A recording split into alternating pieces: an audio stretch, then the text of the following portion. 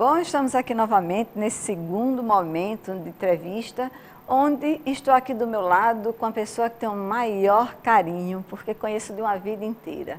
Antes de mais nada, eu queria agradecer, ao Rodrigo Vilela por ter aceitado o meu convite, e vocês vão ver um dos melhores programas que eu tenho certeza que vou fazer para vocês. Eu que estou pertinho de 10 anos aqui da TV Mar, Rodrigo, tive o prazer, e eu que já queria há algum tempo trazer você, né? E você hoje ter aceitado para mim foi muito bom. Obrigada, viu?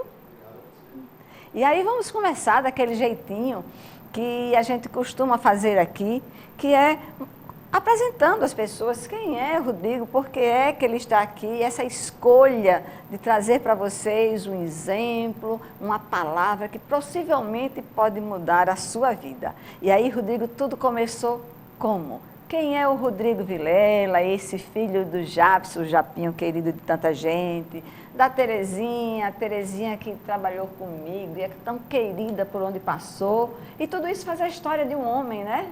Quer dizer, nos defeitos, na qualidade, a gente aprende o que vai ser. E aí, o que você poderia contar às pessoas do Rodrigo, de como tudo começou? Bom, eu nasci em Brasília e com 2 anos eu vim para Maceió. Meus pais se mudaram para cá e eu cresci sempre na beira da praia, aproveitando o mar, a natureza e viajando muito com meus pais. Isso foi sempre trilhando os meus gostos por esporte, por viagem, lazer, fruto do estilo de vida que meu pai tinha já na época. E aos 16 anos, quando eu tinha 16 anos, morando em Maceió ainda, eu comecei a surfar. E esse encontro com o surf me proporcionou um contato mais intenso com a natureza. E nessa época eu lembro que eu queria fazer odontologia. Até aí eu tinha certeza que eu ia fazer odonto. E quando eu comecei a surfar, eu mudei totalmente. Eu falei, não, eu quero estar perto da natureza. E eu decidi fazer biologia. E aí fiz mestrado para biologia aqui em Maceió. Passei na UFAL. Fui aluno do curso de Ciências Biológicas durante 4 anos. Nesse período, sempre fui um aluno estudioso, não era nem o melhor nem o pior, mas muito curioso. Tinha bolsa de pesquisa para estudar aqui pelo CNPq. Isso aí foi trilhando o meu caminho. Decidi que eu não seria professor de biologia, que quando eu me formasse eu ia morar nos Estados Unidos e fazer mestrado. E foi exatamente isso que aconteceu. Quando eu me formei aqui em Maceió, eu entrei em contato com algumas instituições dos Estados Unidos, fui para lá. Em que local, Rodrigo, lá? No Texas.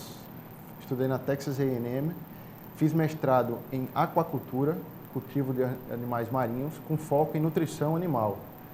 Que legal. E aí morei 3 anos nos Estados Unidos. Nesse período dos Estados Unidos, a Universidade dos Estados Unidos me mandou para o Peru.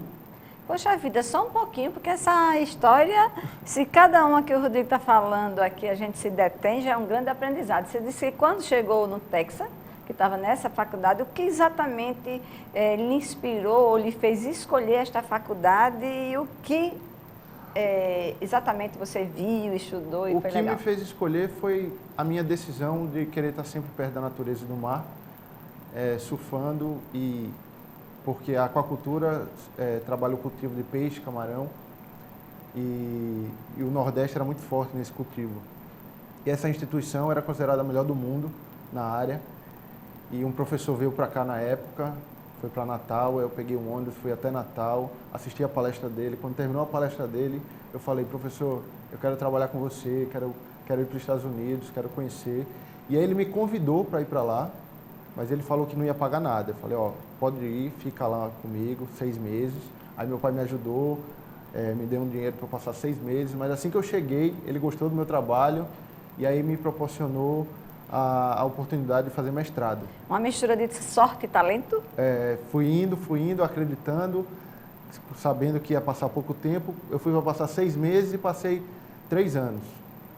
E nesse período que eu morei nos Estados Unidos, a universidade estava precisando de um estudante para ir para o Peru, morar 1 ano, desenvolvendo pesquisas com alimento para camarão. E eu fui um dos alunos escolhidos. Aí eu passei 1 ano morando no Peru. Depois voltei para os Estados Unidos, terminei o mestrado, apresentei minha tese de mestrado para uma banca de 5 PhDs e 40 americanos, só eu de brasileiro, Coisa linda, Rodrigo. Falando inglês lá para todo mundo, mais de 3 horas de apresentação. Foi um alívio muito grande terminar. Quando eu terminei, voltei para o Brasil e fui contratado por uma empresa em Recife.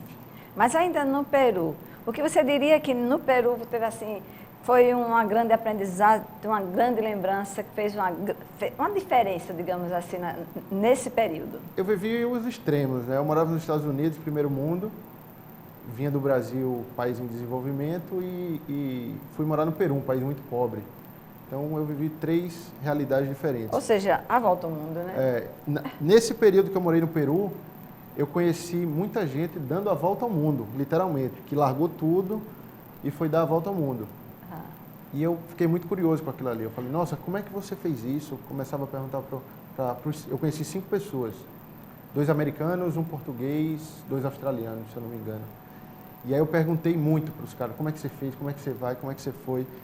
E naquela época eu devia ter 24, 22, 23 anos, eu acho. E aí eu falei para mim mesmo, eu falei, quando eu fizer 30 anos eu vou dar a volta ao mundo, que nem eles estão fazendo. Ou seja, você já arquivou mentalmente, acreditou que você iria dar a volta ao mundo. Isso. E aí, coloquei vamos lá, na minha caminhada. cabeça. E aí, nesse período, coloquei aquilo ali, não fiquei pensando naquilo o tempo inteiro, só falei, mas sempre gostei muito de mapas, de estudar, de ver locais. Então, quase sempre eu estava no computador pesquisando um lugar novo no mundo, um destino novo. No meu quarto tem vários mapas, eu ficava fazendo a rota, vou por aqui, vou por ali, vou por cá. E aí, quando eu voltei dos Estados Unidos, Do Peru você voltou para os Estados Unidos? Voltei para os Estados Unidos, terminei o mestrado e fui fui contratado por uma empresa de Pernambuco, pelo Grupo Petribull. Esse contrato foi como? Foi empresa... Outra vez você usou, colocou lá seu currículo? Levei meu currículo para várias empresas da área, porque a aquacultura no Brasil ela é muito forte, principalmente com peixe, camarão, tilápia, muito mais forte ainda no Nordeste. E Pernambuco, na época, era bem forte, onde tem a Netuno, tem grandes empresas que são da região lá. E aí eu fui contratado por essa empresa, que é do Grupo Petribull, da família Petribull, lá em Pernambuco. Trabalhava na IRCA Nutrição Animal. E comecei como vendedor técnico. A minha função era dar assistência técnica para os criadores de peixe e camarão do Nordeste. Eu viajava para várias cidades, conhecendo vários produtores. E com o passar do tempo eu fui evoluindo na empresa, eles viram que eu tinha potencial para trabalhar como formulador das rações. Aí eu comecei a desenvolver os produtos, não só vender eles. Comecei a trabalhar também no setor de qualidade. Você passou de vendedor para produtor, você começou a produzir, a criar, no caso? Eu saí de vendedor técnico para o que eu aprendi no meu mestrado, eu consegui incluir isso na empresa na época, que era formular, ser um nutricionista, o cara que diz a fórmula, qual a fórmula, quando você compra qualquer ingrediente no supermercado, você vê ali atrás do que é formado aquele alimento. Só que por trás daquilo ali ainda tem uma fórmula, quanto disso, quanto daquilo, quanto disso aqui. A mesma coisa acontece com ração para peixe, camarão, cachorro, gato, cavalo. E aí eu era o responsável por fazer essas rações de mais de 15 espécies animais, não só peixe e camarão. E como era uma empresa familiar, de porte médio e abrangia apenas o Nordeste, eu consegui também trabalhar em diversos setores da empresa, como qualidade, produção, vendas, técnico, comercial. Você acaba tendo uma visão geral de como funciona uma empresa. E foi um período de muita viagem, muito aprendizado. Eu tomava café da manhã em Maceió, almoçava em Recife e jantava em Natal. Então, saía fazendo a rota para visitar as pessoas e trabalhando sempre na internet. Com quantos anos? Eu entrei na empresa com 26, 25 ou 26, quando eu voltei dos Estados Unidos. Passou quanto tempo nessa empresa? Aí eu passei 4 anos. Quando foi no último ano, eu senti que não tinha mais onde crescer na empresa, já estava sabendo... Rapidamente já chegou no topo que você queria? Não, eu queria mais, só que não tinha como naquela empresa ter mais. E aí eu pensei, Na época eu tinha terminado há 2 anos disso eu tinha terminado um namoro de quase 7 anos. Então eu estava assim me sentindo livre, achando que a oportunidade era agora. Aí veio à tona... Essa parte aí também, porque tem muita gente do outro lado que quando termina 7 anos de namoro, é como se fosse uma amputação, como se tivesse tido um luto muito forte. Quer dizer que para você não foi esse luto, não foi essa amputação, foi uma libertação? Não, foi um luto também, foi uma mistura. Só que você transformou isso numa coisa positiva. Eu consegui pegar essa dor que eu estava sentindo e eu consegui focar isso nos meus sonhos, nos meus desejos, no que eu queria para mim. E não ficar ali só me lamentando. Eu vivi a dor, eu acho importante viver a dor, passar por ela, não esconder para se ela. fortalecer até, não? E você viver ela, falar, não, passou, agora eu vou seguir meus passos. E não ficar pegado nela ali muitos anos. Diz que quem vive no passado fica, né? Fica. Então, quer dizer, no caso, uma coisa muito importante que o Rodrigo está falando, e como psicóloga não posso deixar passar para todas essas pessoas que estão do outro lado e a cada semana espera aqui a palavra amiga, né? Então, aproveitando o que o Rodrigo diz, que pode ser importante para você. Ele disse, a dor é importante ser sentida. Então, realmente o que a gente vê é que aquela dor que as pessoas fazem de conta de que não estão sentindo, ou que deixa para lá e vai viver uma outra coisa, fica mais difícil de ser elaborada, da gente dizer assim, eu trabalhei a minha dor e estou pronto para seguir em frente. Então isso eu queria só reforçar, Rodrigo, porque realmente você, que talvez, não sei quais são as matérias que você pagou de psicologia, mas você fez da forma adequada, saudável, para se fortalecer na vida emocionalmente, vivenciar a dor e daí transformá-la em algo melhor. E a dor eu chorei muito também, acho que todo mundo tem que chorar para botar para fora. Eu sempre li muito livro de autoconhecimento e gostei de fazer vários cursos de autoconhecimento também. Isso me ajudou a trilhar esse caminho do... E normalmente quando eu coloco uma coisa na cabeça, tipo, acabou, então acabou, e aí já parto para outra, eu não fico muito lamentando e pensando no passado, não. E foi justamente o que aconteceu no meu trabalho também. Eu já chegou no nível que eu não queria mais, eu falei, não dá mais para mim, eu gostava do que eu fazia, mas estava sem perspectiva.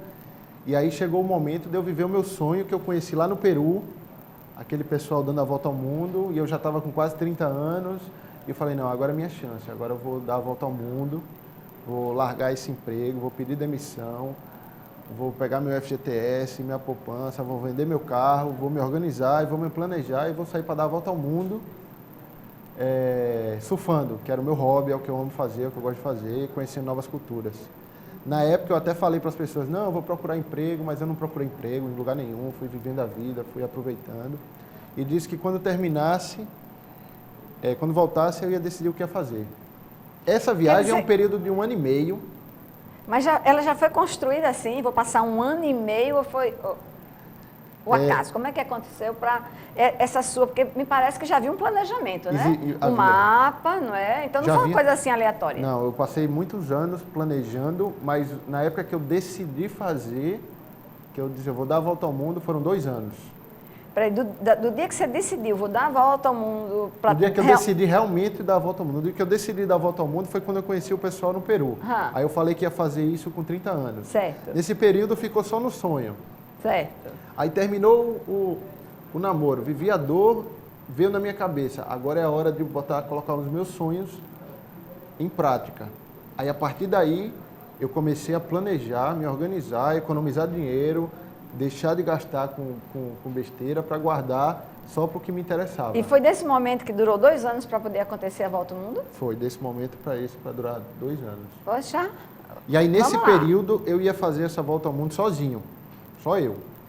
E aí eu conheci uma outra pessoa. Eu estava viajando no Brasil, ainda trabalhando na empresa. Mas viajando a trabalho, viajando... Viajando a lazer. Final de semana, fui passar o final de semana na Praia de Pipa, no Rio Grande do Norte, que eu gosto muito de ir para lá. Meu filho estava lá com você não, né? Não, estava não. Nivaldo, amigo de infância, né? Então, gosta de ir para Pipa? Dessa vez ele não estava não. Foi um final de semana rápido, que eu estava morando em Recife, era perto para mim, eu resolvi ir para lá, passar o final de semana. Tudo isso eu estou trazendo na memória agora, não tinha nada planejado. Pois é, as coisas aqui acontecem assim, que é justamente para as pessoas se identificarem com você e dizer se ele pode, eu também posso, né? Então, aí na época, eu já estava certo de que ia fazer essa viagem e conheci uma pessoa lá, uma menina, a Priscila, e conheci ela na fila do banco.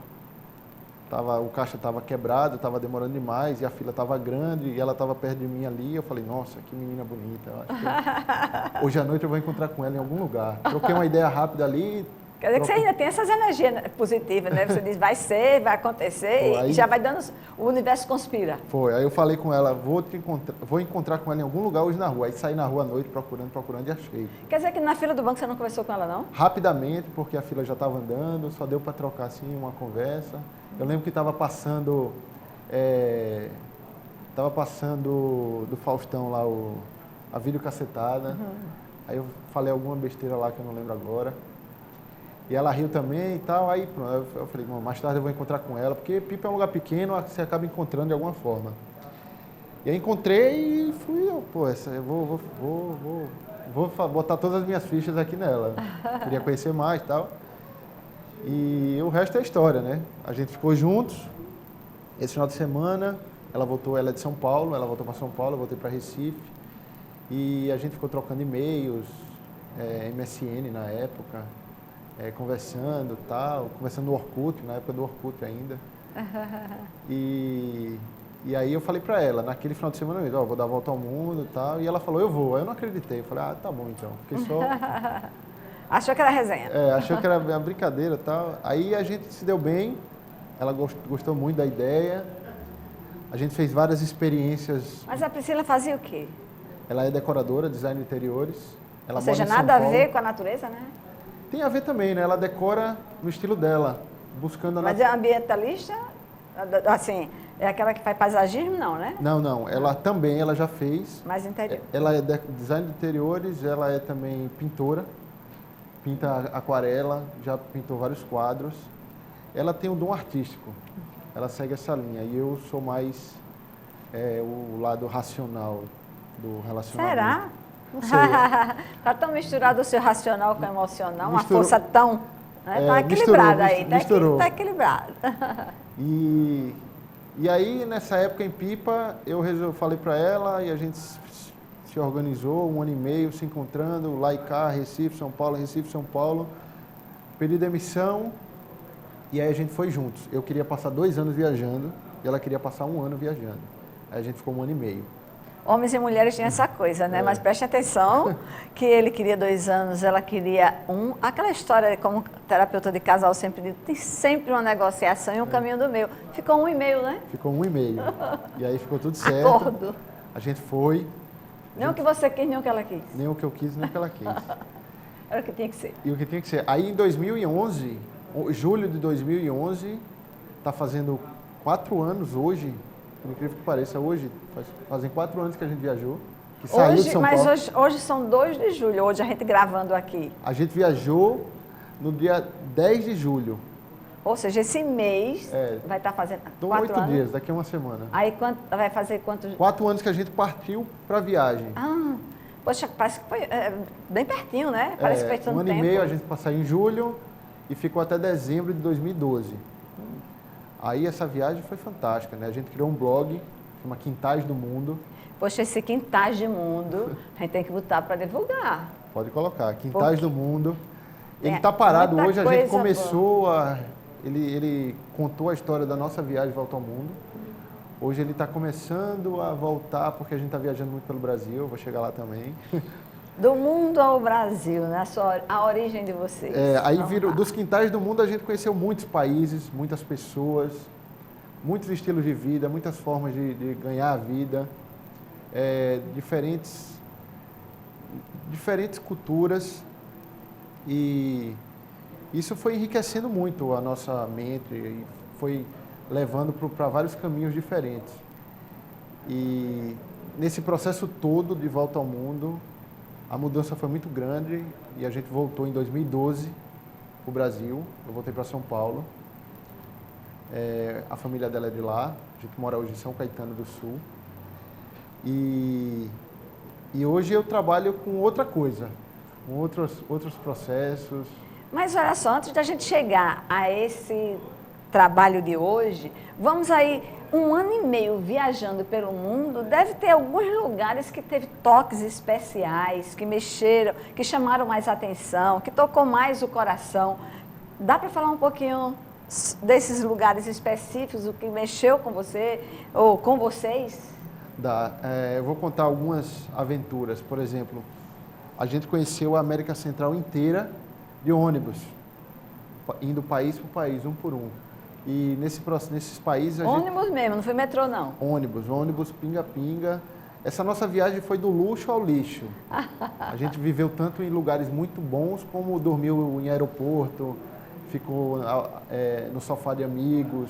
Então teve todos os níveis de habitações, alimentação, restaurantes chiques, PF, de tudo. Fazer a própria comida. E aí os países que eu achei muito interessante, eu e ela, foi o México. O México atraiu muito a nossa atenção pela culinária, cultura, o país, as belezas. A Indonésia nos Estados Unidos, na Ásia. O Tahiti, Polinésia Francesa. A Índia, Sri Lanka, Malásia, Austrália, Nova Zelândia. Foram muitos países. E fatos interessantes, pitorescos, vamos dizer, das pessoas desses lugares? Tiveram vários. Muitas pessoas acolhedoras. E todo mundo tem, então? Todo mundo tem. Na verdade, o lugar mais caro financeiramente e violento que a gente passou na viagem foi o Brasil. Oh. É triste falar isso, mas a gente escutava as pessoas com medo que a gente estava em outros países e a gente com receio porque estava no Brasil. E existe um medo muito grande das pessoas de ir para fora, quando na verdade é muito mais perigoso ou tenso você estar aqui. E você pode mudar essa realidade vivendo de uma forma que você quiser em qualquer lugar do mundo, até mesmo em lugares violentos, você acreditando e colocando assim a sua energia positiva para fluir e não trazer nenhum mal para você. Alguém específico te chamou a atenção, vamos dizer, com tanta caminhada eu conheci aquela pessoa, aquele senhor, aquela senhora, aquele menino, alguma história que você diga assim, fez uma diferença? Conheci um casal de canadenses na Malásia, que eles deixaram a gente ficar na casa deles. Deixaram a gente, por que isso? Eles convidaram, não deixaram, convidaram a gente para ficar lá. Era amigo de uma tia minha daqui do Brasil e ela falou, tem uns sobrinhos meus indo para aí. Eles convidaram a gente para ficar lá na casa deles. Foi uma experiência muito boa, interessante. A gente aprendeu muito com eles. Como viver a vida, como ter uma vida mais leve. As pessoas tendem a tornar a vida pesada, né? Tendem, com certeza. Inclusive eu, às vezes, a Priscila, todo mundo, é uma questão de a gente mesmo traz. E hoje eu observo que a carga vem, mas você tem que ter ferramentas para deixar ela aí, né? Não tem como você estar leve o tempo inteiro. Às vezes a pressão vem. Essa frase sua aqui eu quero só reforçar, viu? A carga vem, a gente precisa se preparar para deixá-la aí, né? Ela vem. Senão ela fica. É o que chama como falam os japoneses, né? O copo fica cheio. E o copo, se você tem que esvaziar esse copo, porque ele vai encher. Ele enche com esse estresse diário que acontece todo dia. Se você vai enchendo o copo e não esvazia, esse estresse vai sair em algum lugar, vai sair de alguma forma e ele tem que sair. Normalmente é na sua saúde, é na sua...